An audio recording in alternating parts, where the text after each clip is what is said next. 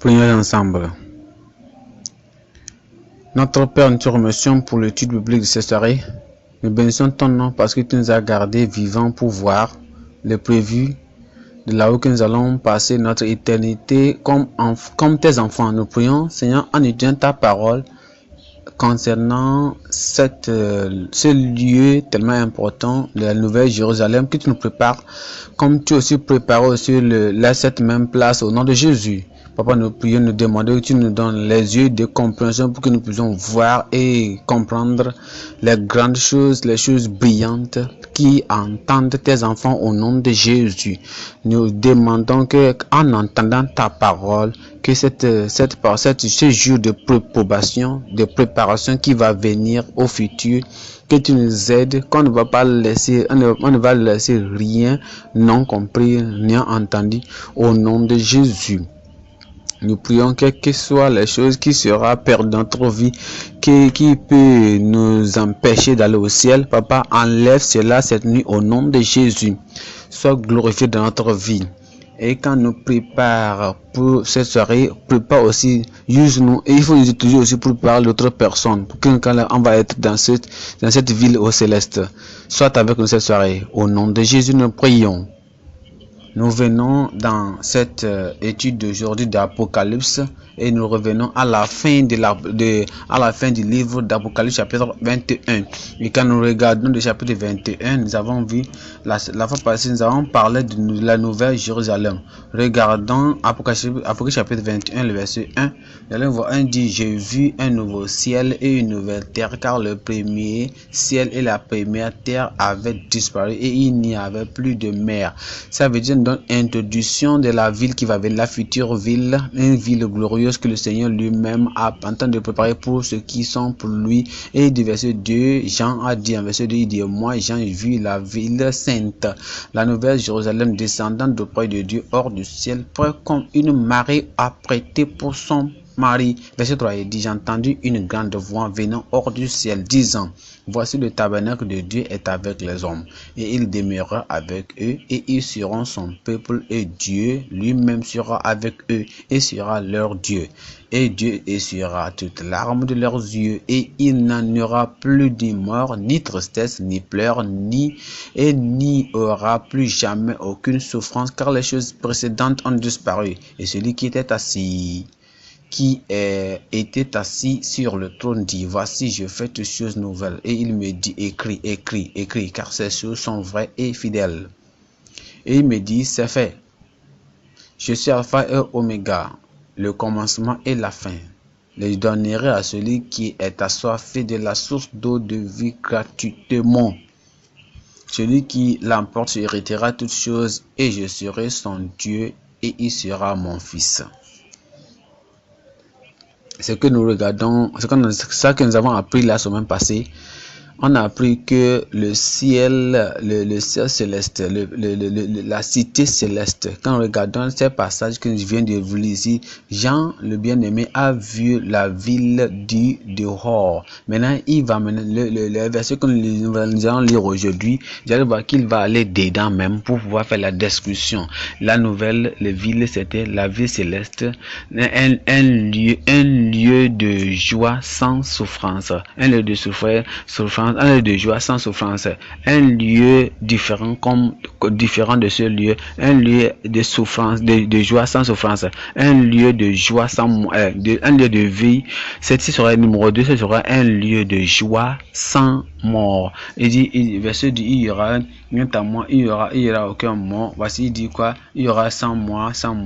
Non seulement ça, 3, ce serait un lieu de contentement, sans satisfaction, sans désatisfaction.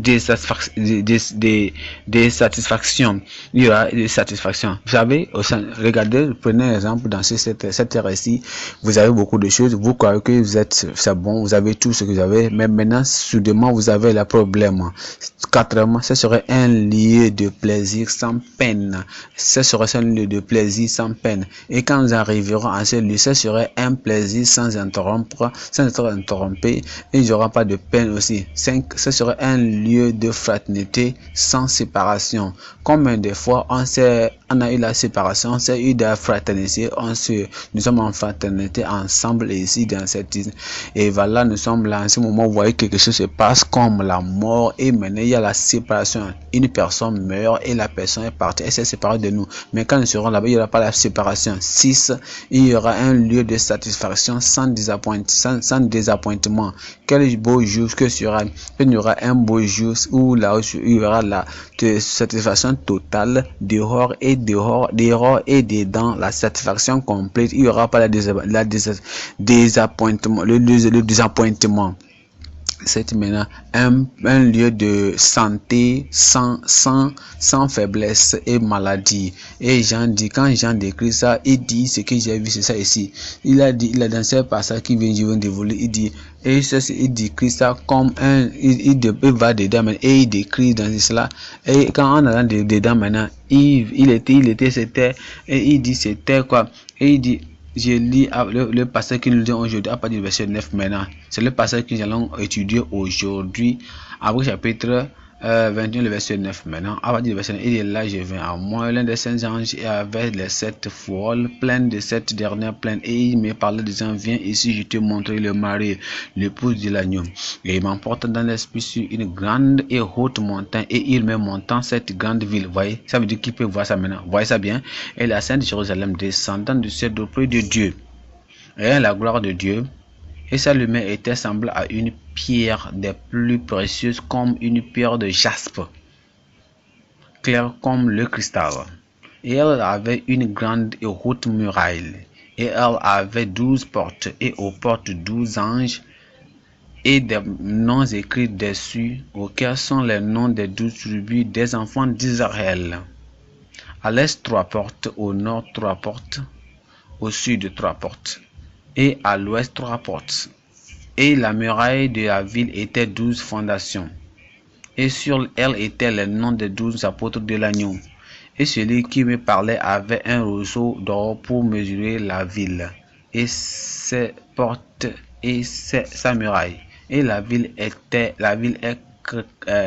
quadrangulaire, et la longueur était aussi grande que la largeur. Et il mesurait la ville avec le roseau 12 000 stades. La longueur et la largeur et la hauteur sont égales. Et il mesura sa muraille 144 coudées, selon la mesure d'un homme, c'est-à-dire de l'ange. Et la construction de sa muraille était de jaspe. La ville était d'or pur, semblable du verre clair. Et les fondations du muraille de la ville étaient rechaussées de toutes. Ça veut dire c'était de pierres précieuses. Ça veut dire que c'était quoi? C'était embelli. Et la première fondation était de jaspe, la seconde de saphir, la troisième une chalcédoine, la quatrième une émeraude, la cinquième de la sardonyde, la sixième la sardonyne, la septième de chryssolite, et la huitième le béryl, le neuvième une topaze, le dixième une chrysoprase, et le onzième une hyacinthe, et la douzième une améthyste. Et la deuxième porte était 12 perles. Chaque porte était 12 seules perles, et la douille de la ville était d'or pur, comme si elle était de verre transparent. Et n'y vit aucun temple, car le Seigneur Dieu Tout-Puissant, l'agneau, en son temple. Et la ville n'avait pas besoin de bougies, du soleil, ni de la lune pour briller en elle, car la gloire de Dieu éclaire, et l'agneau est en elle sa lumière. Et les nations de ceux qui sont sauvés marcheront dans sa lumière.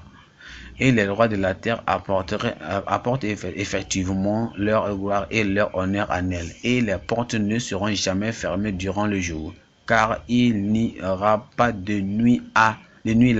Et il apportera là la gloire et l'honneur des nations en elle. Et en aucun cas il n'entrera en elle quoi que soit de qui suit, ni personne qui s'adonne à l'abomination ou qui disent un mensonge, seulement ceux qui sont écrits dans le livre de vie de l'agneau. C'est la vision que Jean a vue. C'est comme le rideau est déjà coupé pour qu'il voit ça, pour qu'il voit la vie et la ville éternelle. C'est la place que Dieu a préparée pour ceux qui aiment et qui l'adorent, et dans l'esprit et dans la vérité. Et ce que nous regardons aujourd'hui, c'est le lieu de demeure des enfants de Dieu. Là où il dit qu'il entend de pas un lieu merveilleux comme ça. Il dit le lieu est tellement merveilleux. Et c'est un lieu que l'œil n'a pas vu, l'oreille n'a pas entendu. C'est un lieu qui n'a pas jamais passé, n'a jamais entré dans le cœur de l'homme, dans un lieu merveilleux, un lieu splendide que Dieu prépare pour ses enfants de Dieu. Isaïe 64, verset 4, Isaïe 64, verset 5. Isaïe 64, verset 4, il dit que c'est ce qui s'est passé, et 64, verset 4, que l'œil n'a jamais vu et personne n'a vu, que ce qui s'est passé et ce qui s'est passé avec lui. Il parle des gens qui connaissent Dieu, car depuis le commencement du monde, on n'a jamais entendu ni perçu par l'oreille, ni l'œil n'a pas vu Dieu hormis toi, qui a préparé pour celui qui s'attend à lui. Il dit personne n'a vu ceci là. Personne n'a entendu ceci là. Ceci n'a jamais assis. Ce n'est pas encore entré dans le cœur de l'homme. La chose splendide, la chose que le Seigneur entend préparer pour lui. Il dit cette chose merveilleuse que Dieu prépare pour ses enfants de Dieu. Quelle chose magnifique que Dieu qui va préparer. Il y a une chose que l'homme n'a jamais vue. Une chose que l'homme n'a même pensé dans sa vie. Et Dieu même entend de préparer ça pour ça. La question est que qui sont pour lui? Ceux qui sont nés de nouveau, ceux qui sont détournés, ceux qui sont cloués au Seigneur Jésus-Christ, ceux qui sont les siens, ce sont ceux qui sont nés de nouveau, ceux qui sont par la grâce de Dieu, sont lavés, purifiés par le sang de l'agneau. Ce sont ces gens-là, et ils sont en train, ils aiment Dieu, Dieu les aime, ils ont préparé leur cœur pour Dieu, ils sont avec eux, et ce sont ces personnes-là que Dieu entend de dire dans Jean 14. Dans Jean 14, 1, vous allez voir, vous croyez en Seigneur, il disait à ses propres enfants, il dit ne croyez pas. Jean 14, le verset 1, il dit qu'un fort ne vous soit pas troublé. Il a dit, je m'en vais au Père. Et nous aussi, est-ce qu'on sera encore dans la filiation? Oui, bien sûr, je vais au ciel, mais on va faire la filiation. Mais ici, vous serez séparés dans la charnellement, mais quand vous allez au ciel, il y aura plus de séparation encore. Vous serez là-bas avec le Seigneur. Vous ne serez jamais séparés du Seigneur Dieu. Vous ne serez jamais séparés du Saint-Esprit. Vous ne serez jamais séparés du Seigneur Jésus-Christ. Vous ne serez jamais aussi séparés des croyants. Et dit, ne soyez pas, que vos cœurs ne soient pas troublés. Vous croyez en moi, croyez aussi en moi. Dans la maison de mon Père, il y a beaucoup de maisons et manoirs. Si cela n'était pas ainsi, je ne vous l'aurais dit. Voyez, je vous l'aurais dit. Je vais préparer une place pour vous. Et si je m'en vais et préparer une place pour vous, je reviendrai et je vous recevrai à moi-même, afin que là où je suis, vous y soyez aussi. Voyez. Et c'est que quand Paul aussi est contre la parole de Dieu, et aussi il fut appelé, et il a commencé à avoir la révélation dans la version de ce que nous parlons. Il a commencé à dire ça lui-même. 1 Corinthiens 2, le verset 9. Il dit, mais comme il est écrit, ça veut dire quoi? Comme il est écrit, on a déjà dit dans Isaïe 64, et il fut écrit dans Isaïe, et maintenant la révélation, la nouvelle révélation, la version qui brille, la révélation éclatante, et ici il dit moi-même, puis Paul dit moi-même j'ai vu ça, c'est le troisième ciel, le troisième paradis, j'ai vu ça moi-même. Et il dit, mais comme il est écrit, l'œil n'a pas vu, ni l'oreille entendu, ni ne sont pas entrés dans le cœur de l'homme les choses que Dieu a préparées pour ceux qui l'aiment. Vous voyez ceci ici, là, ce que Paul dit ici, il dit la révélation que nous regardons aujourd'hui, que Jean a eu le privilège d'avoir. Il dit ce qu'il a vu, que ce que Esaïe a parlé, Esaïe a vu. Il dit, quels que soient les troubles, quels que soient vos problèmes, ceci n'est jamais passé dans le cœur de l'homme. La gloire, la chose glorieuse, la chose brillante, la chose éclatante, la place que Dieu prépare, personne n'a vu ça, personne n'a vu ça. Voyez, souvenez-vous que nous sommes des pèlerins, nous sommes des étrangers sur cette cette terre. La terre est notre destin. La terre est notre maison. On nous a dit beaucoup que je lis certains passages pour vous, pour vous montrer que notre place, si cette terre-là n'est pas notre terre, ce n'est pas la place que nous allons rester pour toujours. Nous sommes des pèlerins, nous sommes des étrangers ici sur cette terre. En Hébreu 11. En Hébreu 11. En Hébreu 11, le verset. En Hébreu 11, le verset 10. 11, le verset 10. 11, le verset 10. 11, le verset 10. Il dit quoi? Car chercha une cité qui a des fondations, dont le bâtisseur et le maître d'œuvre est Dieu. Il parle de qui? Il parle d'Abraham, il parle de Moïse, il parle des saints qui sont vécus avant. Ils ont connu beaucoup de choses, ils ont savu, ils ont connu, ils ont dit non, quand bien que je souffre, je cherche un lieu plus mieux que cette terre, car il chercha une cité qui a des fondations, dont le bâtisseur et maître d'œuvre de Dieu est Dieu. Par la foi aussi, c'est que sera elle-même reçue la conclusion que recevra. Verset, il dit ce qu'il dit. Par conséquent, il jaillit de même. Ça veut dire que lui-même étant Abraham, ça veut quand il dit que, verset 17, il dit par la foi Abraham, lorsqu'il a été approuvé par Isaac ici, il a dit sors du milieu, fais de ceci. Il a parti les prophètes de sang, les enfants de Dieu, c'est ce qu'ils ont réalisé. Ils ont réalisé qu'ils sont pèlerins et étrangers. Verset 14, il dit car ceux qui disent de telles choses déclarent clairement qu'ils cherchent un pays, et en vérité, s'ils avaient été attentifs à ce pays d'où ils étaient sortis, ils auraient pu avoir l'opportunité d'y retourner. Mais maintenant, ils désirent un meilleur pays, c'est-à-dire un céleste. C'est pourquoi Dieu n'est pas honteux d'être appelé leur Dieu, car il a préparé pour eux une cité. Et c'est la cité que nous parlons d'aujourd'hui. Cette nouvelle Jérusalem, la cité ville, la cité sainte, là où que Dieu reste, les demeures de Christ et les demeures de peuple de Dieu. Nous sommes les citoyens. Maintenant, nous sommes des pèlerins, nous sommes des voyageurs ici. 1 Pierre, chapitre 2, le verset 11. Chapitre 2, le verset 11 de Pierre. Il dit quoi? Il dit, chers bien-aimés, je vous implore comme étrangers et pèlerins, et de vous atteindre des convoitises charnelles lesquelles sont en guerre contre l'âme. Ça veut dire que quelqu'un lutte contre vous. Quelqu'un quelque part ne veut pas que tu sois là-bas parce qu'il a perdu déjà ça. Parce qu'il a perdu là-bas, il ne peut jamais être là-bas. Alors il veut aussi, il combat. Il combat contre toi, il t'empêche, il ne veut pas que tu ailles là-bas. Il dit, comment puis-je moi aussi perdre ce beau lieu-là, et toi aussi tu veux venir, je vais laisser cet individu, cette personne-là y aller. Non, alors il va lutter contre toi. C'est pourquoi on dit que bien-aimé, et bien-aimé, il dit bien-aimé, est-ce que c'est ce bon lieu que vous voulez, c'est ce lieu, si c'est votre désir d'y aller, alors qu'est-ce qu'il vous fait? Je vous implore il vous implore comme étranger et pèlerin de vous abstenir des convoitises charnelles, lesquelles sont en guerre contre l'âme. Ici, maintenant, nous sommes les citoyens du ciel aujourd'hui déjà. Nous sommes les citoyens du ciel déjà. Si vous êtes né de nouveau, vous avez Jésus comme votre Seigneur personnel. Alors vous êtes des citoyens déjà du ciel. En Philippiens 3. En Philippiens 3, verset 20. Philippiens 3, le verset 20. Philippiens 3, le verset 20, il dit que nous sommes citoyens car notre comportement est dans le ciel, là où nous entendons le Seigneur, le Sauveur, le Seigneur Jésus-Christ, qui changera notre corps vil, et qui enfin qui puisse être façonné semblable à son corps glorieux selon l'œuvre par laquelle il est capable même d'assujettir toutes choses à lui. Et si nous sommes des citoyens du ciel, et nous sommes des pèlerins sur cette terre, que faisons-nous encore? Alors que faisons-nous sur cette terre? Nous sommes des ambassadeurs. Nous sommes en train de pardonner les gens. Nous sommes en train de supplier les gens de se repentir, de se revenir à Dieu, de se revêtir de l'amour. 2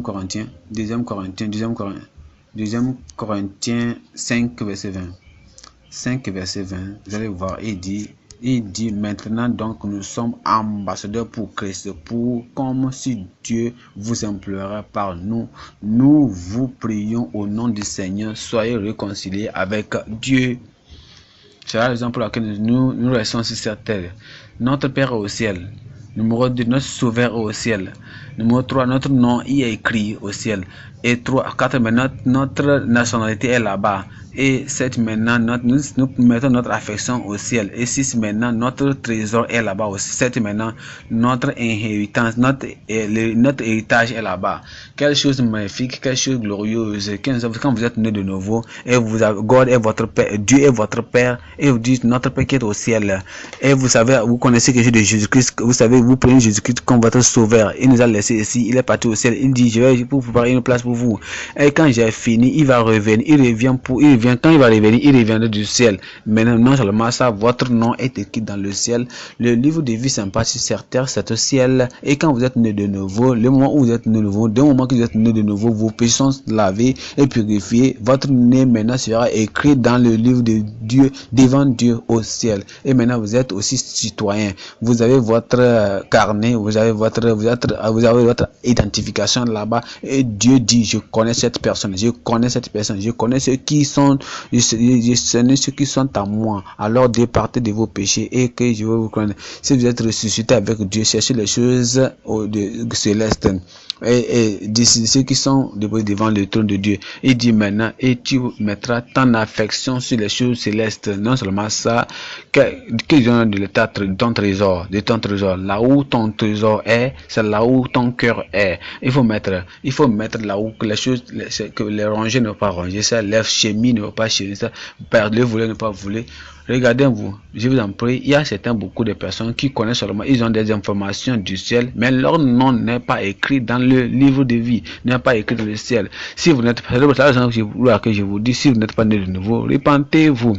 Si vous n'avez pas donné votre Dieu à Dieu, donnez votre Dieu, ce que pour que vous pouvez, vos noms peut être écrit là-bas. Vous avez votre trésor là-bas, vous avez votre la combinaison de ce lieu, c'est sur un grand lieu tellement qui a beaucoup de couleurs, et c'était un lieu tellement bon, tellement magnifique. Et quelle ville merveilleuse. Nous divisons le message en 3 points. Point numéro 1, la description et les dimensions de la cité céleste. La description et les dimensions de la cité céleste. Point numéro 2, la joie et le destin de ces saints citoyens. La joie et le destin de ces saints citoyens. Point numéro 3, l'entrée refusée, souillée dans la cité céleste. Regardons point numéro 1 maintenant, la description et les dimensions de la cité céleste.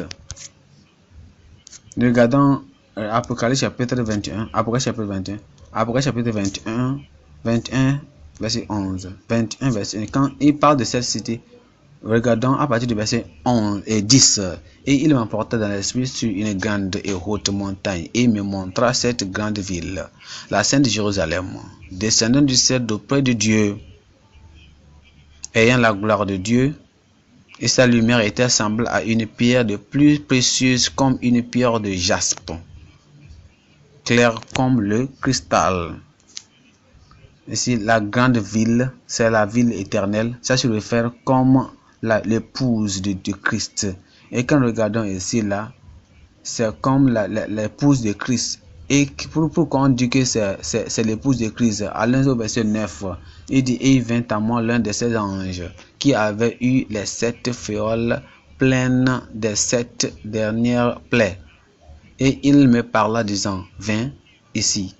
Et je te montrerai la mariée, l'épouse de l'agneau. Et il m'a montré quoi? La mariée, et il a montré aussi la ville. Ici, l'identification ici de l'épouse et la mariée. C'est un lieu, c'est là où la mariée va rester, l'épouse va rester, c'est là où la mariée va rester pour l'éternité. Et cette ville-là, c'est référé comme la mariée.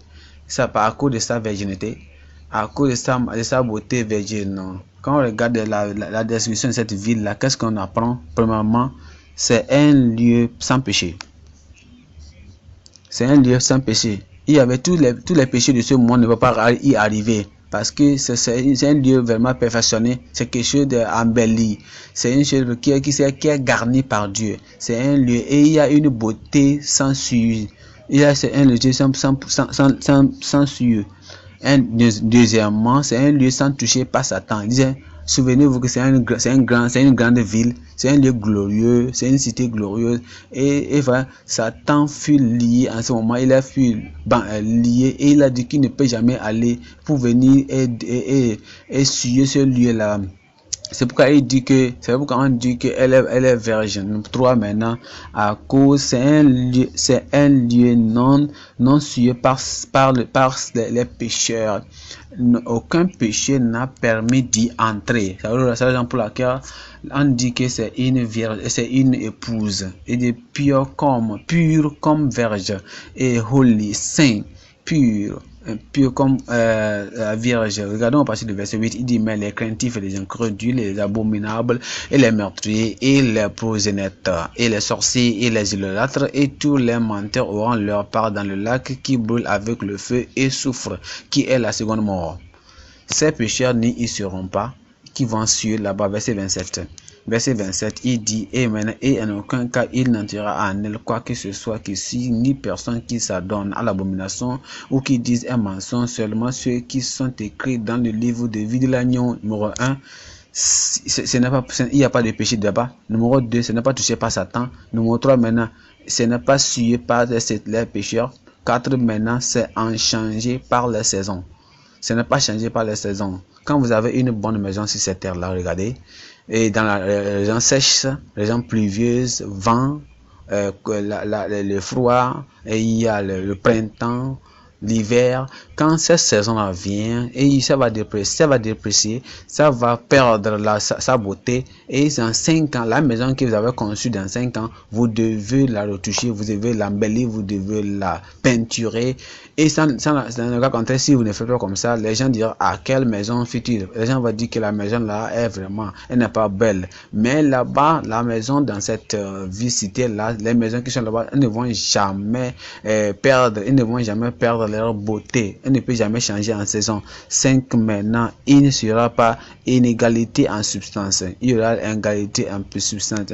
Je voulais parler des choses précieuses, des pierres précieuses, cristal, les choses de l'or. Toutes choses c'était construit parallèlement. 6 maintenant, regardez l'égalité dans sa taille. C'était en sa taille. Regardons le verset 16. Il dit quoi? Il dit, et la ville est quadrilatérale et la longueur est aussi grande que la largeur et mesure la ville avec le réseau 12 000 stades. 12 000 stades, 12 000 stades, 12 000 stades, 12 000 stades, 12 000 stades, 12 000 stades. Et c'était la même longueur. Et c'est-à-dire que quand il dit que la hauteur, il dit que la hauteur était 12 stades, 12 000 stades, et la longueur, ça veut dire que quoi? Ça veut dire qu'on a des stades. Il y a là le premier stade, il y a le deuxième stade, il y a des maisons, il y a des stades, et chaque il y a des, ça veut dire qu'il y a sa hauteur, c'est deuxième. Ce qui fait que ceux de 2500 000 stades, ce qui fait 1 500 000 stades, et c'est ça qui est là-bas. Et c'était maintenant, et ce n'était pas aussi, et aussi en splendeur, c'est la déclaration aussi en splendeur. Et je prie que tu y sois au nom de Jésus. Ça, c'est un lieu tellement important, tellement bon, et c'est à cause des choses que nous parlons, ça serait tellement important.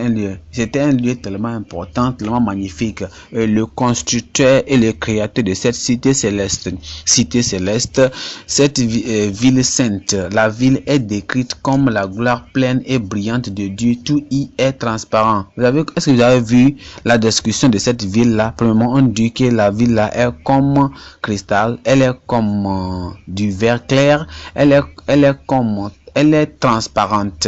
Les portes ne doivent, les portes sont en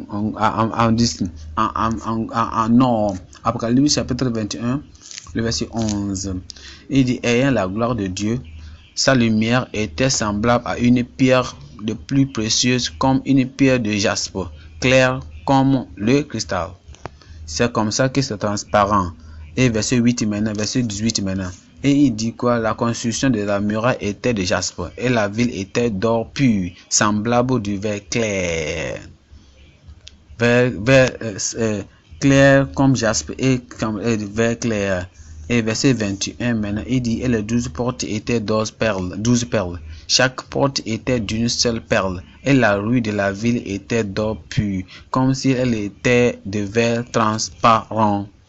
Vous voyez la description, la beauté, la brillante, la couleur, la lumière qui est la transparence. Il dit verset 25 ici, il dit, cette ville, verset 25, il dit, et de ces portes ne seront jamais fermées durant le jour, car il n'y aura pas de nuit là. Et il dit, il nous apportera la gloire, il n'y aura plus de nuit, la transparence. Que je vous dis quelque chose, comme le lieu là étant transparent comme ça dans ce lieu, c'est seulement les gens qui sont transparents qui y iront. Il n'y a rien couvert, rien sué, rien d'hypocrisie, rien d'insincérité, rien caché. Si vous cachez quelque chose, vous n'êtes pas transparent, alors vous n'y serez pas, parce que la partie là est tellement transparent. Regardez ce que la Bible dit dans 1 Corinthiens 4, 5. 1 Corinthiens 4, 5. 1 Corinthiens 4, verset 5. Par conséquent, il dit, par conséquent, ne jugez rien avant le moment, jusqu'à ce que le Seigneur vienne. Ça veut dire quoi? Ça veut dire que si vous essayez à investiguer quelque chose, à faire des investigations sur quelque chose, laissez ça. Faut pas vous faire, faut vous fatiguer. Si cette personne-là cache la chose, fait que vous ne pouvez pas avoir la vérité, faut pas vous fatiguer, laissez ça, un jour va arriver, la vérité sera révélée. Et il dit quoi? Par conséquent, ne jugez rien jusqu'à ce que le Seigneur ne vienne, jusqu'à la fois mettre en lumière les choses cachées de l'obscurité. Pourquoi vous vous gênez? Pourquoi te gênes-tu? Un jour, la vérité viendra, la lumière, tout ce qui est caché, toutes les choses qu'ils ont couvert, tout ce que les gens croient que personne ne verra, personne ne va, personne ne saura qu'on a fait ceci. Les gens et les gens qui viennent dehors pour pouvoir révéler le secret, on les tue, on les silence, on les met en silence, et voilà. Et il dit que personne ne verra ça. Un dit ces choses là comme ça, les gens qui ne sont pas transparents, un jour va arriver, Dieu va révéler toutes ces choses là, et les gens sont là, ils cachent des choses, ils détruisent des choses, ils cachent ça, que personne ne voit ça. Un jour la vérité vient, la lumière viendra rendre manifeste que les choses des cœurs, alors chaque homme recevra la lumière de louange de Dieu. Il n'y a rien à perdre, il n'y a rien à faire, à empêcher la gloire de Dieu dans ça veut dire que ce qui fait que c'est tellement un chose tellement important, bon, et que personne ne peut même penser de la chose qui est là. Ça veut dire quoi? Ils ont calculé tout et ils ont donné ça. Et les chemins, ça veut dire 15 000 de longueur, 15 000. Il y avait des avenues, il y a des boulevards. Il y a even la terrasse est longue, la terrasse seulement est tellement, ça peut prendre des personnes qui n'ont jamais vu sur cette terre. Ça veut dire que la construction ne sera comme si cette terre, non, ça ne sera pas comme ça, c'est là comme cette terre. Il y aura des mansions, il y aura des stades et des stades et des stades et des stades, et on aura aussi 15 000 stades, 15 000 habitations. Et cette ciel céleste là, elle est là, elle peut contenir tout ce qui cherchons Dieu sur cette terre, n'importe où, et qui sont à venir. Allons-y dans le détail de cette cité que nous parlons. Apocalypse chapitre 21 verset 5. Apocalypse chapitre 21 le verset 5 ici, il dit, allons-y en détail, il dit, et celui qui était assis, et il n'y aura plus de nuit, et ils n'ont pas besoin de lumière, parce que le Seigneur Dieu même leur donne la lumière. Et ils vont régner pour toujours. J'ai cru que vous avez dit Amen en Ésaïe 4. Ésaïe 4, 5. Ésaïe 4, verset 5. Ésaïe 4, verset 5. Ésaïe 4, verset 5. Il dit une cité brillante et merveillante. Isaïe 4, verset 5. Et le Seigneur créera sur chaque demeure du mont Zion et sur ses assemblées un nuage et une fumée de jour et la splendeur d'un feu flamboyant de nuit. Et car au-dessus de toute la gloire, il y aura une protection. Ça veut dire que quelque chose magnifique en ce jour. Ézéchiel 48, 31. Ézéchiel 48, verset 31. Ézéchiel 48, verset 31. Et les portes de la ville, Ézéchiel 48, verset 31. Et les portes de la ville seront selon les noms des tribus d'Israël. 3 portes vers le nord, d'une porte Ruben, les portes de Juda et une porte de Lévi. Il y a des personnes, beaucoup de personnes qui ont leur nom sur les rues ici, ou bien des boulevards ici. Il dit le boulevard d'après celui-ci, ces personnes, la voie sur celui-ci, la voie celui-ci, la voie celui-ci. Non, faut pas regarder avec ça. Ça peut que vous n'avez pas votre nom sur les rues de cette terre ici, mais vous savez, quand vous allez au ciel là, on vous dit que nos noms seront écrits là-bas. Nos noms seront écrits là-bas. Faut pas t'inquiéter. Alors, verset 32, il dit du côté est 4500 et 3 portes. Et une porte de Joseph, une porte de Benjamin et une porte de Dan, et du côté sud 4500 mesures et 3 portes, une porte de Simeon, une porte de Issachar, une porte de Zebulon. Verset 34, il dit du côté ouest 4500 avec leurs 3 portes, une porte de Gad, une porte d'Acher, une porte de Naphtali, et tout le tour était de 18 000 mesures. Et le nom de la ville depuis ce jour-là sera le Seigneur est là. Voyez? Et vous voyez les noms ici. Premièrement, il dit voyez les noms ici. Premièrement, on dit le ciel céleste, la cité céleste, la demeure de Dieu et le grand nom Dieu. Le Dieu Jéhovah Shammah, le Seigneur est là. Quel lieu merveilleux. Je serai là-bas au nom de Jésus. Apocalypse chapitre 4, 2 et 3. Apocalypse chapitre 2, verset 2 et 3. Il dit, immédiatement je fis un esprit, et voici un trône était placé dans le ciel, et quelqu'un était assis sur le trône. Et celui qui était assis était à l'observer semblable à une pierre de jaspe et de sardoine, et il y avait un arc-en-ciel tout autour du trône à la vue ensemble à une émeraude. Il décrit la beauté. Comment pourrais-tu aller là-bas? Comment quelqu'un peut y aller? Apocalypse 22, parce que ce n'est pas pour tout le monde. Il y a des gens qui ne seront pas admis dans ces ciels transparents. Tu n'es pas transparent, ça parce qu'ils ne sont pas transparents. Il y a des gens qui ne seront pas admis là-bas, qui ne sont pas saints.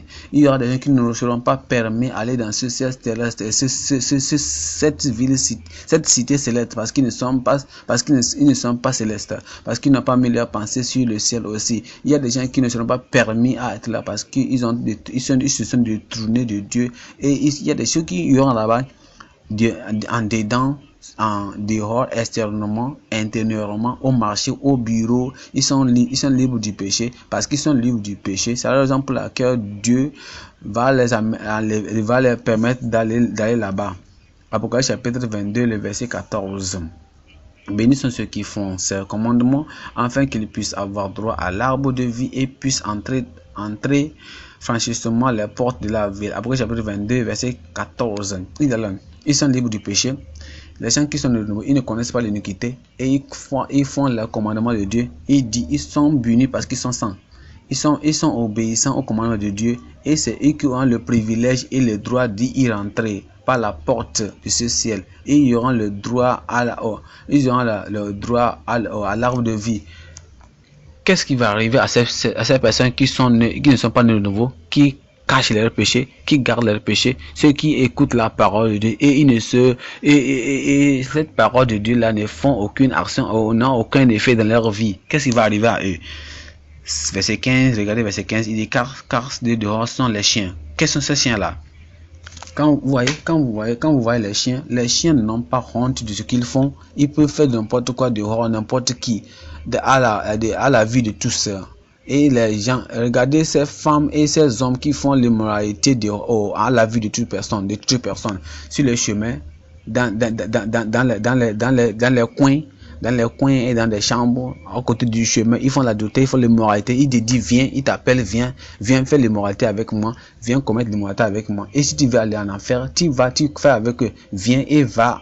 Il te dit, viens aller en enfer avec moi. Les gens qui font le péché, les gens qui te piquent, toi qui es là-bas ou pas, les gens qui font tes péchés, si tu même tu les connais, si tu même tu les noms, si même tu les connaisses, si tu les connaisses, ils sont des chiens, ils peuvent lutter, ils peuvent se quereller avec les autres personnes n'importe où ils s'en foutent de ce qu'ils les voient. Et il dit maintenant, on dit quoi, les sorciers, ce sont les occultiques, les brotherhood, les gens qui sont les sorcières, on dit, et les sorcières, les prosénètes, et les meurtriers, et les idolâtres, et les quiconque aime dire le mensonge.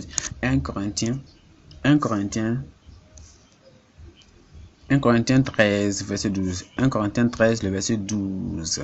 13, verset 12. Il dit, car maintenant nous voyons comme au travers d'un miroir, d'obscurement, mais ensuite face à face. Maintenant que je connais à partir, mais ensuite je connaîtrai comme aussi. Il dit qu'un jour arrivera, on va voir toutes les choses qui arrivent, on essaie de comprendre, d'entendre. Toutes ces choses-là, c'est garder, toutes ces choses-là sont enfermées. Nous, on utilise les méthodes scientifiques, méthodes psychologiques, méthodes mathématiques. On utilise ces méthodes-là pour découvrir ces choses-là. Il faut laisser ça. Laissez ça, parce que vous n'aurez pas la force de pouvoir découvrir toutes ces choses. Un jour va arriver, ce jour brillant, ce jour glorieux va arriver, que tout le monde va voir toutes choses comme nous ne connaissons pas.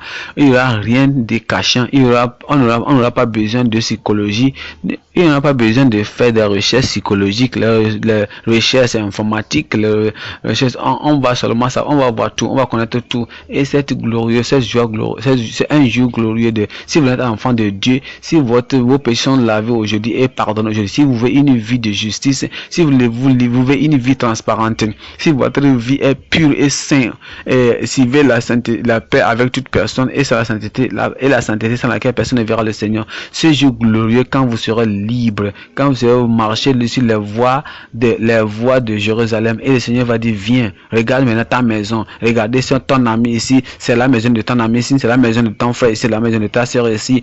Quel jour glorieux. Je prie que tu y sois au nom de Jésus. Je vous dis la vérité, si vous passez 5 mois, 5 minutes dans le ciel, vous allez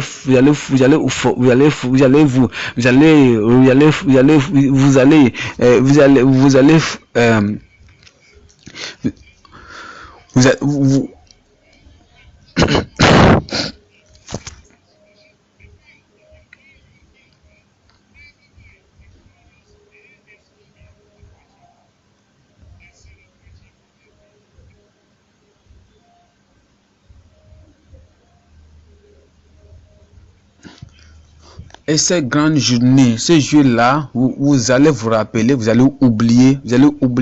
Vous allez oublier n'importe quoi. Vous allez oublier n'importe quoi qui est en ce moment-là, et vous verrez les choses. Et il vous dit que ce beau jour, ce jour éclairant, ce jour glorieux, que toutes les choses, les gens verront que c'est les choses qui se sont passées dans l'obscurité. Il y aura plus de psychologie, quand je l'ai dit déjà, il y aura pas de psychologie, on n'aura pas besoin des recherches scientifiques, on n'aura pas fait des recherches sages. On va seulement voir ce sera là-bas parce que le Dieu Tout-Puissant va faire ça. Si vous êtes libre aujourd'hui, si vos péchés sont lavés, si vos péchés sont pardonnés, si vous avez une vie saine, vous avez une vie transparente, si votre vie est pure et saine, suivez la paix avec toute personne. Alors sans quel certain vous ne serez pas bon. Et ce jour glorieux là, quand ce moment vous serez libre, et vous allez marcher sur les voies de Jérusalem, et le Seigneur va dire, viens ici, voici ta maison, voici la maison de ton frère, de ton ami d'ici, ici, là, et de ta maison, de tes frères et sœurs, et voilà, je peux que tu y sois au nom de Jésus. Un moment, un petit moment, ou bien je dirais qu'un petit moment de 5 minutes au ciel, toutes ces années de souffrance, de persécution, de douleur, de chagrin, vous allez oublier toutes ces choses au nom de Jésus. C'est pourquoi le Seigneur Jésus-Christ a dit, malgré toutes ces choses que vous avez, tout ce que vous avez testé, tout ce que vous avez vu, toute chose, quelle que soit la persécution, quel que soit le chagrin, la persécution, le problème qu'ils avaient su, faut pas en regarder ça parce qu'un jour glorieux arrive. Je dis, j'espère ce jour-là. J'ai dit, j'espère ce jour-là. Jean 14, verset 1. Jean 14, verset 1. Jean 14, verset 1. Il dit, Jean 14, verset 1. Ici, Jean 14, verset 1. Si vous pensez dessus, alors vous n'allez pas que votre cœur ne soit pas troublé, mais vous croyez en Dieu, croyez aussi en moi. Si vous pensez à ce, si vous pensez au ciel, votre cœur ne sera pas troublé. Si vous pensez au ciel, aux cités célestes, au nouveau Jérusalem, à Nouvelle Jérusalem, à Nouvelle Terre, alors vous n'allez pas, votre bouche ne serait pas tournée. C'est le moment que vous pensez aux choses terrestres, vous pensez aux choses qui sont sur cette terre-là, c'est le moment que votre cœur sera troublé. C'est pourquoi il dit, verset 2, il dit, il dit, dans la maison de mon père, il y a beaucoup de manoirs. Si cela n'était pas ainsi, je vous l'aurais dit, je vais préparer une place pour vous. Et si je m'en vais, je préparerai une place pour vous. Je reviendrai et que je recevrai à moi-même. Je serai au nom de Jésus. Point numéro 2 maintenant. Point numéro 2, la joie et le destin de ses citoyens.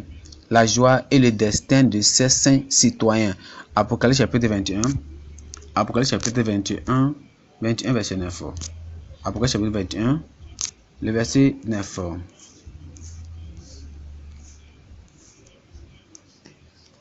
Verset 9, il dit, et là vint à moi l'un de ces 7 anges qui avait eu les 7 féroles pleines des 7 dernières plaines, et il me parla disant, viens ici, je te montrerai la mariée, l'épouse de l'agneau.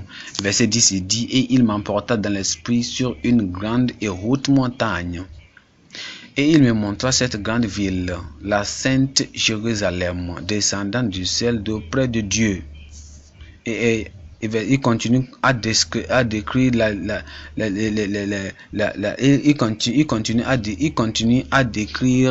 la joie de là-bas, et la joie, il dit la joie et la Dieu. La lumière était semblable à une pierre de précieuse, comme une pierre de jaspe, comme un cristal. Et il dit que la construction la fondation du muraille de la porte était rechaussée de toutes sortes de pierres. Verset 19. Pleine, la lumière fondation était déjà la construction, sa fille troisième était la quatrième et une émeraude, la cinquième sardos. Regardez verset 1, verset 21, il dit, et les portes, et les 12 portes étaient 12 perles. Chaque porte était d'une seule perle, et la rue de la ville était d'or pur, comme s'il était vert transparent.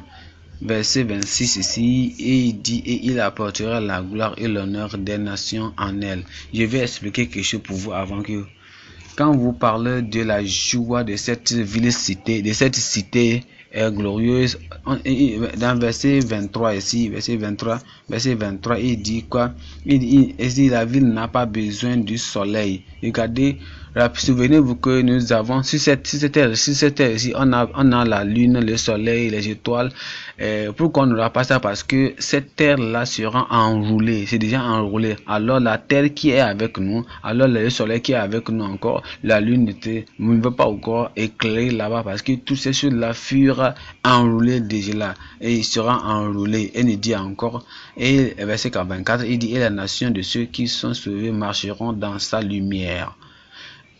Et les nations de ceux qui sont sauvés marcheront dans sa lumière. Ça veut dire quoi? Ça veut dire, est-ce que ça veut dire que toute nation, comme ma nation, ta nation, et ça veut dire que mon pays, ton pays, vont tous aller au ciel? Non, ça passe, il ne parle pas de ça. Regardez 1 Pierre 2, verset 9.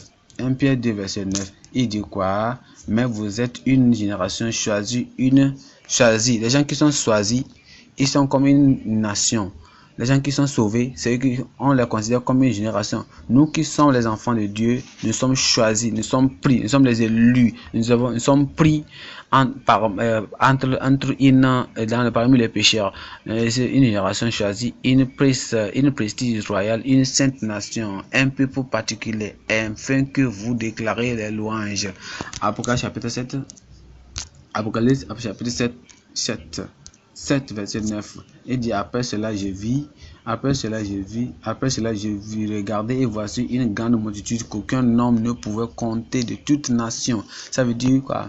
Ça veut dire toute personne qui est née de nouveau dans chaque nation vont se regrouper. Ils seront dans un parlement, ils vont se regrouper, ils seront vêtus dans Apocalypse 21. Ils peuvent se rencontrer là-bas maintenant, là-bas. Et ils vont former cette nation nouvelle là-bas. Après chapitre 21, le verset 24. Vous voyez? Et il dit quoi? Il dit, et la nation de ceux qui sont sauvés marcheront dans sa lumière. Quand vous lisez la parole de Dieu, quand vous lisez, vous apprenez la Bible et vous faites l'étude biblique de la parole de Dieu, vous ne devez pas oublier ce que vous avez appris précédemment. Ça veut dire que vous devez garder ça. Souvenez-vous que premièrement nous avons parlé que ces personnes qui ne sont pas nées de nouveau, ces gens, ceux qui sont des pécheurs, ceux qui sont dans les péchés, ce qui va se passer ici, que ceux qui ne sont pas de nouveau, et tous seront mis dans l'enfer, dans le chapitre 9, le verset 10. Mais ici, quand nous parlons dans le chapitre 21, ici, toutes ces personnes, ils sont déjà dans l'affaire. Mais ici, on parle ici, on parle des enfants qui sont de Dieu, on parle des justes, on parle des saints qui sont saints, on parle des saints de Dieu, on parle de ceux qui sont lavés, purifiés dans le sang de l'agneau. Ils ont des fins lins, ils sont vendus de fins lins en blanche. Il ne parle de verset 24 ici, il dit les rois. Le verset 24, il dit, et les nations de ceux qui sont sauvés marchant dans sa lumière, et les rois de la terre apportent infusément leur gloire. Faut pas laisser que ceci-là vous émerveille, cela vous confuse. Ça veut dire que ce sont toutes ces personnes-là, c'est les rois, tous les rois seront aussi. Non, on ne dit pas que ces rois-là, tous ces rois qui vont à l'église, qui vont dans les conventions, qui vont dans des assemblées, ils vont dans ces églises, et on les donne des places premières devant, ils sont assis devant, et on leur dit que nous sommes bénis, on a le roi d'ici, on a le président de ceci dans cette congrégation, dans cette église, cette roi d'ici, nous avons cette personne, ils amènent leur gloire, leur honneur dans cette église. Non, ces personnes-là, ils vont dans ces églises, ils ne sont pas nés de nouveau. Ça veut dire que quoi? On ne parle pas de ce type de roi. On ne parle pas de ce type de roi. On parle des gens qui sont sauvés. Ce sont qui sont sauvés là, ceux qu'on appelle les rois. Alors parce que ces personnes, tous là, soit les gens, n'importe qui la personne soit, si la personne n'est pas née de nouveau, enfant, pauvre ou riche, ou quoi que soit la position de cette personne, la personne n'est pas de nouveau, ils iront au ciel. Quels sont ces rois là qui sont nés de nouveau? Après chapitre 21. Faut pas oublier ce que vous avez appris. Il faut pas oublier ce que vous avez lu. Ce que vous avez lu dans le passé, tenez ça pour que vous appreniez une autre chose en futur. Après chapitre 21, le verset 5. Après chapitre 21, le verset 5, maintenant, il dit quoi? Il dit, et celui qui est assis sur le trône dit, voici, je fais de toutes choses nouvelles. Et il me dit, écris ces paroles sont vraies et fidèles. Et il me dit, c'est à dire, je suis alpha et oméga, le commencement et la fin, et donnera à celui qui a soif la source de vie. Et celui qui t'apporte sera les choses, je dirai son Dieu et il sera mon fils. À cause de la beauté et comment cette cité brille là, alors ce sera briller. Nous sommes les rois, nous sommes les rois pour Dieu. Alors nous allons amener cette gloire, et notre couronne sera sur notre terre, et on va la mettre au pied de notre Seigneur Jésus-Christ dans l'adoration et la beauté de son Dieu, à cause de ce qu'il a fait pour nous. Apocalypse chapitre 4. Apocalypse chapitre 5. Après chapitre 5, le verset 9, il dit, et ils chantèrent un cantique nouveau, disant, tu es digne de prendre le livre et d'en ouvrir les sceaux, car tu as été tué et nous avons racheté, et tu nous as rachetés à Dieu par ton sang hors de chaque parenté et langue et peuple et nation, et nous a fait rois et prêtres à notre Dieu. Nous sommes les rois. Et on dit les rois auront leur gloire et vont apporter leur gloire au ciel. On ne parle pas de ces idolâtres, on ne parle pas les religieux qui vont seulement à l'église, qui vont de ces conventions sans être nés de nouveau, sans faire de leur restitution. On parle des gens qui connaissent Dieu et ils connaissent leur Dieu. Et il fait digne et ils ont fait hors de chaque main et ils ont fait roi et prêtre à notre Dieu. Moi j'y serai. Ils régneront sur la terre. Je serai là-bas. Que Dieu nous fasse être là-bas. Après chapitre 19, verset 7. Après chapitre 19, verset 7, il dit, soyons contents et réjouissons-nous et rendons-nous honneur, car le mariage de l'agneau est venu et son épouse s'est préparée. Et elle s'est fait accourir qu'elle soit parée d'un fin lin net et blanc, car le fin lin est la droiture des saints. Ce sont ces personnes qui connaissent le Seigneur, ces personnes qui sont sanctifiées, qui sont saints. Ils sont saints. Le péché intérieur est ôté, le péché dans le cœur, le péché d'altitude, le péché qui est enterré et personne ne peut jamais voir. Il fut tous ceux furent ôtés, ils ont amené ça au Dieu, il fut lavé, purifié et sanctifié, et les saints sanctifiés, purifiés et saints l'enfant de Dieu. Ce sont ces personnes là qui y seront. On nous a dit dans Psaume 48, 1 et 2. Psaume 48, verset 1 et 2, on parle de ces personnes-là, on parle de ces grandes personnes qui iront là-bas. Il dit, grand est le Seigneur et il doit être grandement loué par la cité de notre Dieu dans la montagne de sa sainteté. Belle par sa remplacement, la joie de toute la terre est le mont Zion, sur les côtés du nord, la ville du grand roi. Il dit, il regarde au-delà de ça, il dit, le ciel céleste, Ésaïe 2, verset 2. Ésaïe 2, verset 2. Il dit, chapitre 2, verset 2, il arrivera dans les derniers jours que la montagne du Seigneur, la maison du Seigneur sera établie sur le sommet des montagnes et sera élevée au-dessus des collines. Il parle de choses qui vont arriver au futur. Zacharie 8. 8.3. Zacharie 3. Quand on regarde à tous ces versets-là, vous pensez, vous décidez, et vous dites que rien ne va m'empêcher. Votre corps ne va pas vous empêcher. Votre attitude mauvaise ne va pas vous empêcher. Vous allez clouer tout cela à la croix. Vous allez dire, Seigneur, ôte tout ce qui est un pécheur, un pierre d'achoppement, et rien ne va me tenir, rien ne va m'empêcher, rien ne va me lier, rien ne va me clouer à cette terre pour que je n'aille pas au ciel. Vous mettez tout cela dans le sang de l'agneau et vous dites, quand vous marchez dans la façon, quand vous marchez, vous allez vaincre, le Seigneur va vous aider pour que vous vainquiez le péché au nom de Jésus. Zacharie 8, le verset 3. Ainsi dit le Seigneur, je suis le retenu à Zion et je demeurerai au milieu de Jérusalem, et Jérusalem sera appelée la ville de vérité et la montagne du Seigneur des armées, la sainte montagne. On nous a dit qu'en hébreu que nous parle d'une langue merveilleuse, une langue claire, que on parle de Hébreu 12, 22. Hébreu 12, verset 22. Là-bas, Hébreu nous parle en langue claire. Verset 22. Il dit quoi? Il dit, mais vous êtes venus au mont Sion et à la cité de Dieu vivant, la Jérusalem céleste, et à une compagnie innombrable d'anges, à l'assemblée générale et église des premiers-nés, lesquels sont écrits dans le ciel, et à Dieu le juge de tous, et aux esprits des hommes justes rendus parfaits. Il dit, il y a une montagne appelée Zion, le Zion céleste, la cité la cité céleste, la demeure de Dieu, le premier-né. Quand on parle de premier-né, c'est qui? Le premier-né, c'est Jésus. Et le premier-né, c'est Jésus. Et le premier-né, c'est l'église rachetée par Jésus-Christ. Et lui, et les gens qui sont écrits, et c'est les noms qui sont écrits. Ici, votre nom est écrit au ciel, c'est là-bas que vous, alors vous aurez là-bas. Apocalypse 22, 5. Après chapitre 22, le verset 5, il n'y aura plus de nuit, non. Il n'y aura plus besoin de bougies, ni de la lumière du soleil, car le Seigneur Dieu leur donne la lumière, et ils régneront pour toujours et à jamais. Ils régneront pour toujours et à jamais.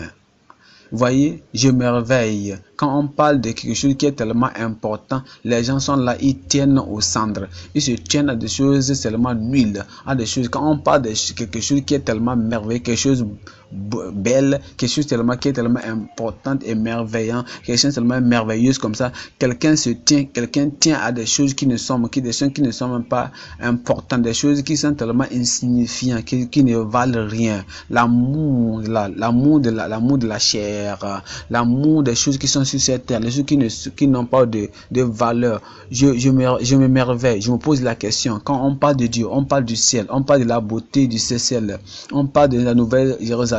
Et quelqu'un là, son cœur là est tellement attaché à des choses, à la poussière et au sol, et toute chose qui sera dans cette terre qui va partir. Quand le Seigneur viendra disant, que les gens seront, on va dire, Seigneur, viens, je vais aller là-bas, je vais aller là-bas, mais je vais aller au ciel, mais parce que à cause d'une petite pornographie, un petit péché, une petite mensonge, une petite chose que tu ne désires, ben ok, regardez, et vous allez perdre le ciel comme ça. Quelle chose merveilleuse, quel insensé, quel homme insensé, quelle femme insensée qui va perdre le ciel à cause de ces petites choses comme ça là. Alors pourquoi ne pas venir devant Dieu maintenant, dire Seigneur, je laisse toutes ces choses, les choses qui m'avaient empêché, les choses qui attirent ma passion, mon cœur, qui ne veut pas, les choses qui vont m'empêcher d'aller au ciel. Alors Seigneur, enlève cela, ôte cela. Je veux voir le ciel, cette cité importante, cette cité est merveilleuse, cette cité belle.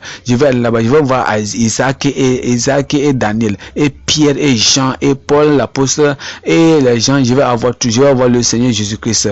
Je vais avoir le Seigneur Jésus 5 ans, 10 ans, 20 ans, 1 milliard d'années, 1 million d'années, d'1 million d'années, et au santé entière à l'éternité. Je vais voir, rien ne va m'empêcher. Je dois aller là-bas. Moi, je serai là-bas. Toi, tu seras là-bas au nom de Jésus. Et tu as vu comment Jean était content. Jean avait content. Il était content. Il dit, l'ange me toucha et me dit, viens ici, que je vais te montrer l'épouse, la mariée de Jésus-Christ. Ceux qui sont lavés et vêtus, enfin, vêtus de la justice, de la sainteté. Il dit, il m'a pris dans l'esprit, dans un lieu, dans une haute montagne où il puisse voir. Il l'a amené dans un grand lieu, il peut bien voir, avoir une vision claire. Qu'est-ce qu'il a vu? Il dit, il m'a montré cette grande ville, ayant la gloire de Dieu, et la lumière était tellement comme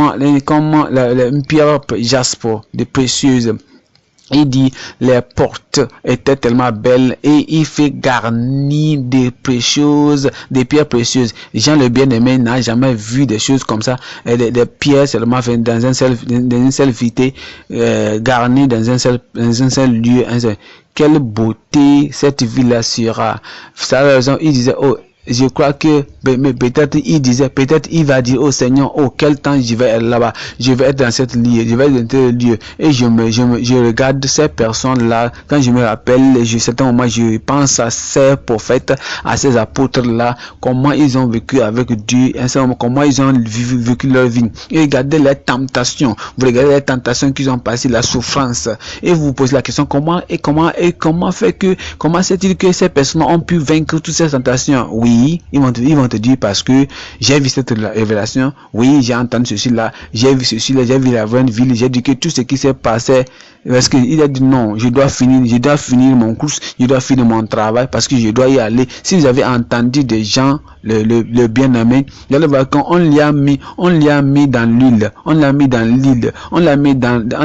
l'île, croyez qu'il va mourir, on l'a mis dans l'île de Patmos, voyez, dans la glace, on l'a mis dans la glace, il n'est pas mort, on l'a mis dans l'île de Patmos, il était là-bas encore, vraiment, il était seul. S'il pensait, s'il avait des soucis, hein, la souci seulement pouvait le tuer, mais regardez, il était comme ça, il n'a pas fait, regardez, il était dans l'île de Patmos, lui seul là-bas, il était là-bas, mais voyez, c'est là-bas qu'il a fait, Jésus-Christ l'a révélé, beaucoup l'a montré, beaucoup de choses, mais là, voyez que ces persécuteurs n'ont pas vu ce qu'ils voyaient là-bas, et quand il est revenu, il a dit oh, merci beaucoup mes persécuteurs, parce que c'est quand vous m'avez banni dans l'île de Patmos, quand j'étais seul là-bas, c'est là-bas où j'ai vu la gloire que je n'ai jamais vue dans ma vie.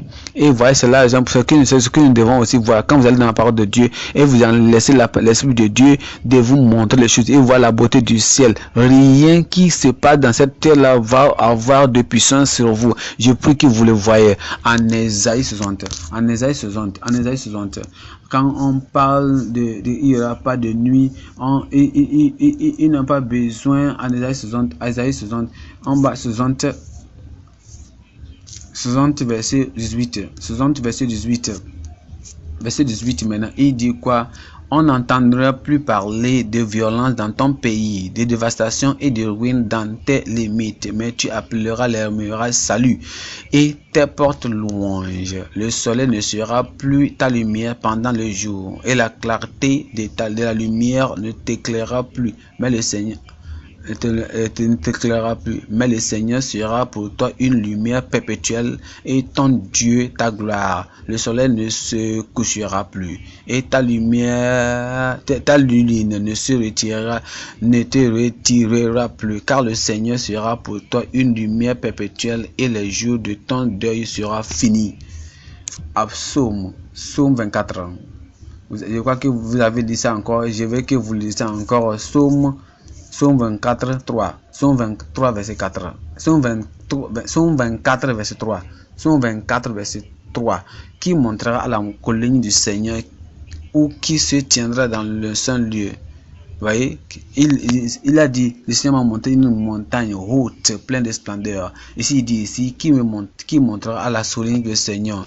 Les gens qui y seront, ceux qui ont les mains saintes, ceux qui ont les mains nettes, les mains claires. Si vous volez l'argent dans votre bureau, alors vos mains ne sont pas claires.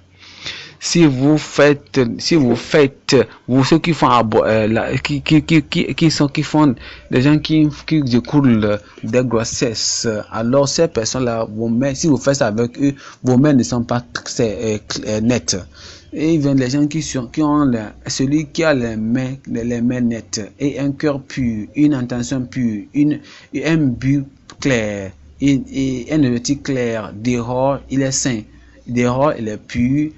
Extérieurement il est pur, intérieurement il est pur. Il n'a pas élevé son âme vers la vanité, il n'y a juré trompeusement. Il recevra la bénédiction du Seigneur et la droiture de Dieu de son salut. C'est la génération de ceux qui le cherchent et qui cherchent sa face au Jacob. C'est là. Il dit, levez vos têtes, vous portails, et soyez relevés vos portes septentrionales, et le roi de gloire enlèvera ou bien enterrera, qui est le roi de gloire. Ça peut être que dans l'hôpital où vous travaillez, eux commettent l'avortement et vous, les gens qui prennent des sous de table la corruption, vous êtes avec eux. Ça veut dire que vous commettez quoi? Vous êtes en train de faire le péché avec eux. Et celui qui est avec Dieu, c'est celui qui sera un cœur pur, une intention pure, un but propre, un but pur, un but concentré. Dehors vous êtes saint.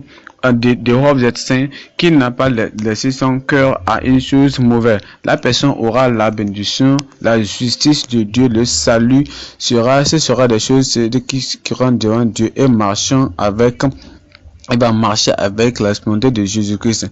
Et c'est là parce que seront vous qui êtes sauvés et lavés par le sang de l'agneau. Et le roi de gloire va venir sur vous.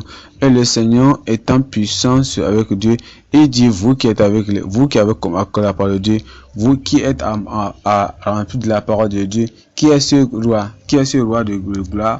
C'est celui qui est le roi de gloire. C'est Jésus-Christ qui est le roi de gloire. C'est là-bas qu'il entend de préparer pour ceux qui sont nés de nouveau, ceux qui sont justifiés, ceux qui sont purs, ceux qui sont sanctifiés, ceux qui sont saints, c'est eux qui seront là-bas. Et il y a des gens, est-ce qu'il y a des gens qui ne seront pas là-bas? Qu'il y a des gens qui seront là-bas? Point numéro 3 maintenant, l'entrée, point numéro 3, ça qui va nous qu'on a au point numéro 3. Point numéro 3, l'entrée refusée, suivie dans la cité céleste. Apocalypse 21, 27. Apocalypse 21, 27. Il dit rien dessus va y entrer. Rien dessus. Aucun cas il n'entrera en elle, quoi qu'il soit dessus, qui personne qui soit, ça donne abomination du Seigneur. Dans le livre de vie de l'agneau. Il dit en aucun cas, en aucun cas. Il dit en aucun cas. Quand il dit en aucun cas, ça veut dire quoi? Ça veut dire en aucune raison. Tu ne peux pas venir de derrière, tu ne peux pas venir de derrière. Tu ne peux venir de derrière, personne ne peut pas te manager là-bas, personne ne peut pas te pardonner pour toi, ta mère, ton père ne va pas pardonner pour toi, personne ne peut pardonner pour toi, personne ne va supplier pour ton cas, ou bien Daniel, David ne va pas supplier pour toi, même le Seigneur Jésus-Christ lui-même peut supplier pour toi. Non, c'est le moment de s'être préparé. Parce que en ce moment, le moment de grâce va partir, est déjà parti. C'est le moment d'être sauvé, c'est le moment d'être pardonné de tes péchés. Si tu meurs sans être sauvé, en aucun cas tu peux y entrer. Et il n'y aura en aucun cas quelqu'un qui peut y entrer, rien de sué. En aucun cas il n'entrera en elle quoi que soit sué, ni personne qui sonne à l'abomination ou de celui qui fait mensonge.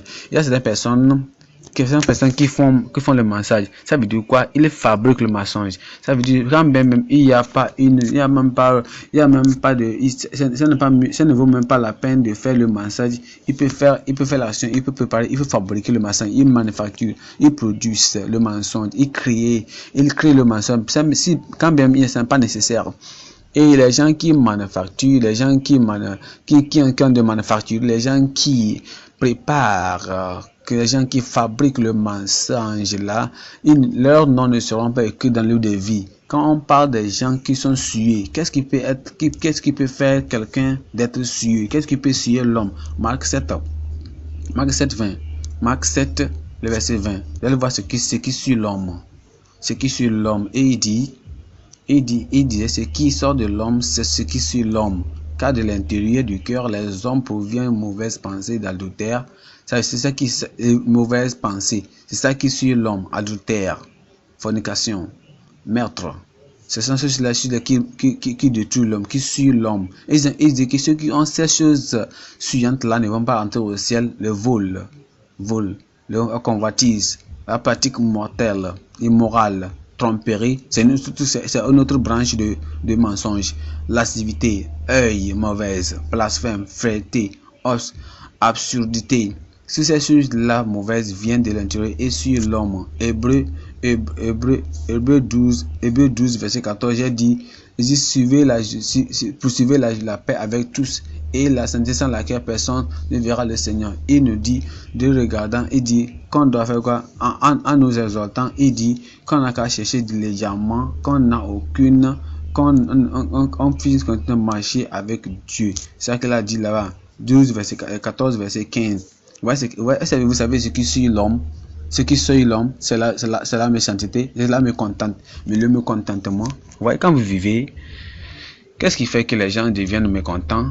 Les gens vont vous faire du mal, les gens vont vous chercher des querelles, ils vont venir sur ils vont mettre le pied sur votre propriété, sur votre possession.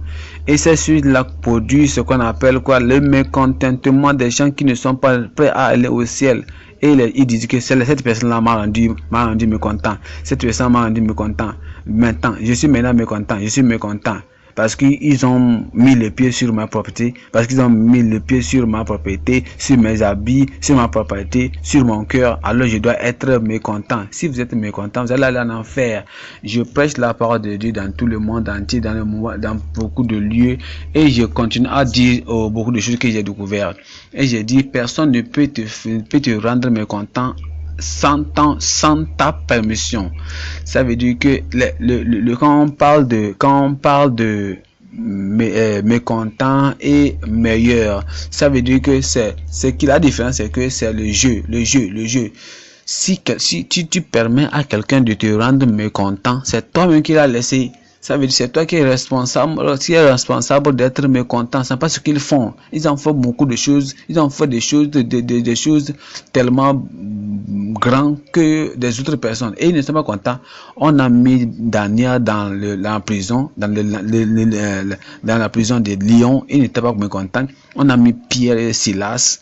Silas, il était là, il n'est pas mécontent. On a mis Jean dans l'île de Patmos, il n'était pas mécontent. On a persécuté Paul. Et on a aussi persécuté les apôtres. On les a mis partout. Ils n'avaient pas de maison. On les a persécutés. Ils n'étaient pas mécontents. C'est pas ce que les gens font de toi qui peut te rendre mécontent. Mais c'est toi-même qui te laisse être mécontent. C'est parce que tu as oublié du ciel. C'est parce que tu as oublié de Jérusalem. C'est parce que tu as oublié ton destin. Il dit que, oh, moi, ils ont mis le pied sur moi. Ils ont mis la main sur mon pied. Ils m'ont fait ceci. Ceux qui m'ont rendu mécontent. Et dit, alors, je dois être mécontent. Tu vas aller faire si tu continues comme ça. Alors faut pas laisser ce que les gens font, faut pas laisser que c'est ce que les gens font pour toi qui peut t'amener, peut te faire être mécontent. Verset 16, ce qu'il dit, de peur qu'il n'y ait quelqu'un fornicateur ou une personne profane comme Esaïe qui pour un peu de nourriture vendit son droit d'adénaissance, car vous savez comment après lorsqu'il voulut hériter la bénédiction, il fut rejeté car il ne trouva pas lieu de repentance, quoi qu'il a recherché soigneusement avec larmes. Je prie que Dieu va nous donner une rédemption et va nous protéger au nom de Jésus. Vous savez les choses qui suivent, votre petite langue peut vous suivre.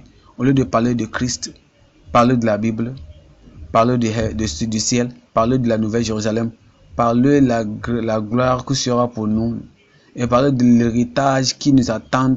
Qu'est-ce que vous parlez de? Plutôt vous parlez de celui-ci et celui-là. Vous parlez de cette personne et celui-là. Vous parlez de ce leader. Vous parlez de ses membres. Vous parlez de cet individu. Pourquoi parler de vous? Pourquoi parler de ces choses que vous faites? Vous parlez de là. Ça va vous suer. Et il dit en aucun cas. Il dit en aucun cas, rien de sûr. Je parle des autres personnes. Vous parlez de ça, vous murmurez quand vous parlez contre des autres personnes. Vous murmurez quand les choses qui ont fait des murmurer. Et parce que vous parlez de celui-ci et celui-là, vous parlez de madame et celui-ci, vous parlez de monsieur et celui-ci, et vous parlez de celui-ci et celui-ci, vous parlez de ces personnes. Ces choses-là, vous faites le commérage. Et si c'est commérage-là, c'est commérage, ou bien mauvaise langue, c'est commérage, ça va faire que vous parlez. Pourquoi ne pas le aussi? Ça va vous faire rendre suer. Alors vous n'allez pas voir les aussi. Pourquoi ne pas aller au devant Dieu et dire Seigneur, sauve-moi. Je vais clouer ma langue au-dessus de la croix. Je vais clouer mes mauvaises, toutes choses, rien de sûr, soit petit ou grand, soit grand ou comment, soit large ou petit. Je ne veux pas que je vais sauver, laver par le sang de l'agneau. Dans Jacques 3:6. Jacques 3:6. Vous allez voir ce qu'il dit là. Il dit la langue. Il dit la langue est un feu, un monde d'iniquité, ainsi est la langue parmi nos membres. Ta langue, ma chère femme, ma chère soeur, comment parles-tu, comment adresses-tu à ton mari? Mon frère, comment adresses-tu à ton mari? Mon frère, comment adresses-tu à ton femme? Comment adresses-tu mes enfants à vos parents? Et comment vous adressez à vos enfants, à vos membres? Pasteur et leader, comment vous les lavez, comment vous les parlez, comment vous adressez à vos membres, comment vous adressez l'un à l'autre, comment vous êtes avec le chutri et que vous coupez les gens, vous les tranchez avec votre langue. C'est comme ça, vous les faites comme ça? Non. Il dit quoi? Elle visse. Regardez ce qu'il dit. Ainsi, la langue parmi nos membres, elle vicie le corps entier et embrasse le corps de notre Dieu et elle est embrassée par l'enfer. Lévitique Ouvrez la Bible ici, on va voir Lévitique. Ouvrez la Bible s'il vous plaît. Lévitique 19. On parle de quelque chose qui suit le corps. On dit les gens qui ne vont pas aller au ciel, les gens qui n'ont pas arrivé au ciel, il les cite un à un. 31. Verset 31. Verset 31. Lévitique 19, verset 31, il dit: ne prêtez pas attention à ceux qui invoquent les esprits, n'allez pas non plus après les magiciens pour être corrompus par eux. Je suis le Seigneur votre Dieu. Ceux qui travaillent avec les esprits familiers, ils sont sués. Les gens qui ont la sorcellerie, ils sont sués. Les gens qui sont des sorciers, des charlatans, ils sont des charlatans, ils sont sués. Ils disent: regarde, lis ma main, je suis sué, tu es sué. Donne-moi des prophéties, tu es sué. Les gens qui vont aux gens qui utilisent les esprits, les brotherhood, les puissances occultes pour pouvoir les regarder, pour voir les choses, ils sont sués. Ils vont là pour des sorciers, des charlatans, ils les consultent, ils vont auprès des charlatans, ils sont sués. On dit 1 Corinthiens 3, 17. 1 Corinthiens 3, verset 17. Ça, c'est une parole claire. Si tu suis une autre personne, tu fais l'immoralité avec eux, tu les introduis, ces filles-là aux autres personnes à commettre l'adultère ou bien la fornication avec eux. Toi aussi, tu es sué. Si tu ne te repens pas et fais la restitution, comment tu peux t'échapper? Maintenant, il dit verset 6, verset 16. Il dit: si quelqu'un suit le temple de Dieu, Dieu le détruira. Car le temple de Dieu est saint. Lequel temple êtes-vous? Votre intention, votre action peut vous suer et attitude immorale, sans richesse, sans puissance, les choses que vous faites vous-même. Et ça aussi suit votre intention, ça aussi votre conscience. Si on parle d'un lieu saint, on dit que rien de souillé ne peut y entrer. Ça veut dire que vous êtes un jeune homme et aussi vous vivez aussi avec un autre jeune homme. Ça veut dire que vous faites quoi? Et vous vivez avec eux, vous commettez ce qu'on appelle l'homosexualité. Vous commettez ce qui est souillé. Vous êtes souillé. Vous êtes en train de vous suer un à un. Faut me dire que tu es sauvé. Faut me dire que tu es sauvé. Faut me dire que tu sens. Faut me dire que tu es rempli du Saint-Esprit. C'est des mensonges. Vous êtes sué. Il dit le temple de Dieu, c'est le temple de Dieu. Et Dieu va le détruire. Et vous qui ont des serviteurs, des serviteuses et des serviteurs à la maison, dans la nuit, vous vous empêchez et vous allez là-bas auprès de vous les touchez.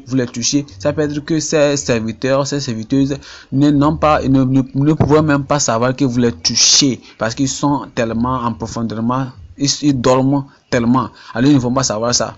Mais mes frères et sœurs, savez que ce que vous faites là, c'est un péché. Ça vous suit cela. C'est ce que le Seigneur nous appelle. C'est pour ça que nous venons à l'étude biblique pour que nous puissions savoir la vérité, pour qu'on puisse détourner de ces mauvaises choses. Il faut venir au Seigneur dire que Seigneur, aide-moi pour que j'ai un changement, pour que quand la trompette de Dieu va sonner, nous on ira là-bas. Gloire à Dieu, on y sera au nom de Jésus. On y sera. Matthieu 13. Et c'est la parole de Dieu, de Jésus-Christ, qui a dit, il dit la parole de Jésus-Christ, c'est qu'il vient de prendre. Et alors, j'y serai au nom de Jésus. Et je pense, vous aussi, vous y serez. Et quand vous pensez, la parole de Dieu va vous aider. Faut pas pousser les autres. Si vous poussez les autres personnes, si vous poussez la parole de Dieu en arrière, est-ce que vous allez pousser aussi ce que Dieu aussi, Jésus-Christ aussi là a dit? Non, faut pas pousser ça en arrière. Faut pas réfuter ça. Verset 41, le Fils de l'homme enverra. Matthieu 13, verset 41, il dit: le Fils de l'homme enverra ses anges et ils rassembleront de son royaume toutes les choses qui offrent à ceux qui accomplissent l'iniquité. Les anges du ciel ne seront pas partiels. Ils vont jeter le jugement sur toutes les personnes et ils les jetteront dans une fournaise de feu. Là, ils seront des pleurs et les grincements de dents. Puis les hommes droits remplandiront comme le soleil dans le royaume de leur Père. Que celui qui a les oreilles pour entendre, entende. Que celui qui a les oreilles entende pour entendre. Est-ce que tu as les oreilles pour entendre? Est-ce que tu as les oreilles pour entendre? Il y a beaucoup de personnes qui viennent à cette église ici. Et beaucoup de personnes, depuis qu'on a commencé cette église, ils sont assis dans les lieux que vous êtes assis aussi. Beaucoup de personnes aussi, ils ne sont même pas dans ce monde encore, ils sont morts. Et d'autres personnes aussi, ils sont morts regrettant. Parce qu'ils ont laissé la vérité avant de mourir. Ils ont sué d'autres personnes avant de mourir. Et le Seigneur a commencé à impressionner pour eux. Arrangez vous-même. faites vos chemins droits, soyez lavés et purifiés par le sang de l'agneau. Et je les ai prêchés, et j'ai éclairé, j'ai prêché, j'ai crié devant eux, et je les ai dit, à moins que vous ne soyez, vous repentez, vous n'allez pas aller au ciel. À moins que quelqu'un ne soit né de nouveau, il ne verra pas le royaume des cieux. D'autres personnes ils n'ont pas eu des oreilles pour entendre. Ils ont péri. Ils ont péri maintenant. Ils sont dans l'autre côté. Ils sont dans l'au-delà. Et je remercie Dieu. Il y a certaines personnes, depuis qu'on a commencé le ministère, ils ont eu des oreilles pour entendre. Et je me réjouis d'eux. Je me souviens d'une sœur, on a prêché. Elle a cru à la sainteté. Comment elle a donné la parole de Dieu? Pas de substitution, pas d'ajout aussi. Elle voulait mourir, elle allait mourir, elle avait une maladie de sel. Elle a cru à la sainteté vraiment. Quand bien même les docteurs disaient, les docteurs étant un homme disaient non, et la femme a dit non, ne touche pas mon corps, non, ne touche pas mon corps. On était là, on priait pour elle, on priait pour elle. Elle a dit non, ne priez pas pour moi. Regardez ceci, je vois un ange, je vois l'ange, vois les choses tellement merveilleuses, merveilleuses. Je vais être là-bas, et c'est comme ça elle est morte. Je me rappelle aussi d'un autre frère, c'est vrai, je peux me rappeler, je me souviens bien de lui. Je vois sa posture, je me souviens comment il était, je vois sa complexion, je me rappelle bien comme il était, comme il est devant moi, comme ici. Quand j'étais là-bas, j'ai envoyé les gens pour prier pour lui quand il était malade. Il a dit non, ne priez pas pour moi, non, ne priez pas pour moi, ne priez pas pour moi. Ce que vous devez faire, il faut chanter, chanter que dans la maison de mon père, il y a beaucoup de manoirs, il y a beaucoup de maisons. Quand on chantait comme ça, il est parti, il est mort. Vous voyez, où vas-tu passer l'éternité? Lève-toi, mets-toi sur tes pieds maintenant, va devant Dieu en prière. Où vas-tu passer l'éternité? Où vas-tu passer l'éternité? Parce que rien de sûr va t'arrêter. Levez-vous tous, levez-vous, vous tous, levez-vous. Ouvre ta bouche et parle au Seigneur et dis Seigneur, si vraiment tu vas aller au ciel, est-ce que qui sait quand tu vas mourir? Qui sait quand Jésus va venir? Qui sait quand l'Éternel va t'appeler à la maison? Qui sait quand l'Éternel te dit il faut avoir les heures pour entendre. Aujourd'hui, c'est le jour de repentance. C'est le jour que tu peux faire, tu peux arranger ta voix avec le Seigneur. Tu peux arranger la voix avec le Seigneur. Tu vas dire, est-ce que ton nom est écrit dans le livre de vie? Est-ce que ton nom est écrit là? Ton nom est écrit? Est-ce que ton nom est écrit dans le livre de vie? Est-ce que tu es pur? Est-ce que tu es sanctifié? Est-ce que tu es lavé? Est-ce que tu es lavé dans le sang de l'agneau? Ce que celui qui a les oreilles entende, c'est le Seigneur va venir. Et nous parlons de la cité sainte. Nous parlons de la nouvelle Jérusalem, un lieu où nous allons rester nous tous. Est-ce qu'il sera là-bas? Est-ce qu'il sera parmi eux? Est-ce qu'il sera parmi nous? Et il y a la colère en tout, la colère en toi. Est-ce qu'il y a la convoitise en toi? Est-ce qu'il y a quelque chose qui va te suer? Il y a quelque chose qui peut t'empêcher d'aller au ciel, disant au Seigneur, je vais être prêt quand tu vas venir. Et sois lavé dans le sang de l'agneau.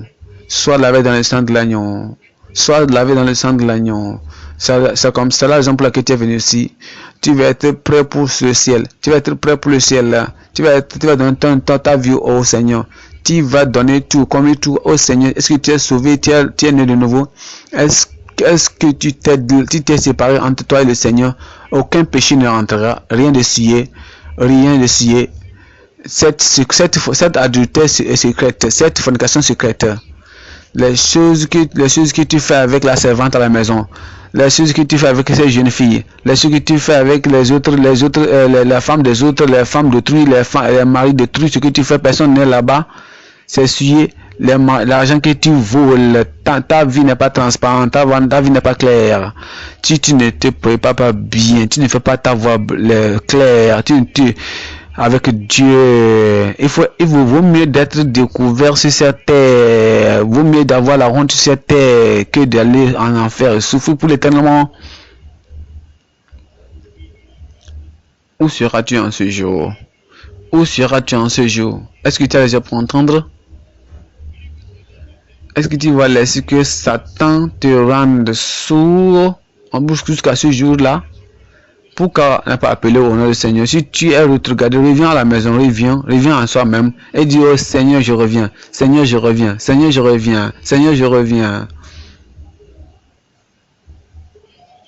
Est-ce que tu gardes ton péché à cause de la position à l'église? Tu veux garder la position et laisser la position t'amener en enfer? S'ils entendent ceci, qu'est-ce qu'ils diront? Ça va t'amener en enfer. Avec les responsabilités que j'ai à l'église, s'ils sachent ce que j'ai fait, alors ils vont prendre la position de moi. Alors tu vas aller en enfer. Que profitera un homme s'il gagne tout le monde entier? Et qu'est-ce qu'il portera en échange? Qu'est-ce que l'homme donnera en échange de son âme s'il perd son âme? Il faut laisser que tout chose soit transparent, tout chose soit clair, transparent. Une sainteté claire, une sainteté transparente. C'est ce qui va nous amener au ciel, en un lieu transparent.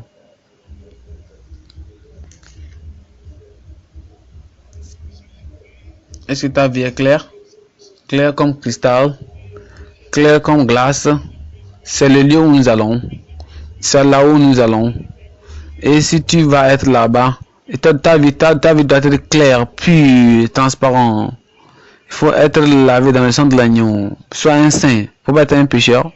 Sois un saint. Il ne faut pas être un rétrograde. Il ne faut pas laisser que ta langue te suit. Il ne faut pas laisser ton attitude te suit. Il ne faut pas laisser que la méchanceté ou bien le mécontentement te suit. Il ne faut pas laisser que la convoitise te suit. Parle au Seigneur. Dis au Seigneur, me voici. Me voici. Seigneur, me voici. Seigneur, me voici. Lave-moi. Purge-moi. Purifie-moi. Prends toutes choses souillées dans ma vie. Prends toutes choses souillées dans ma vie. Prends toutes choses souillées dans ma vie. Prends tout souillé dans ma vie. Fais-moi, rends-moi pur, dedans et dehors, externement et intérieurement. Poursuivez la paix avec toute personne. Sans la colère, pas de colère, pas de couversion de péché, pas de secret d'adultère, fornication d'adultère,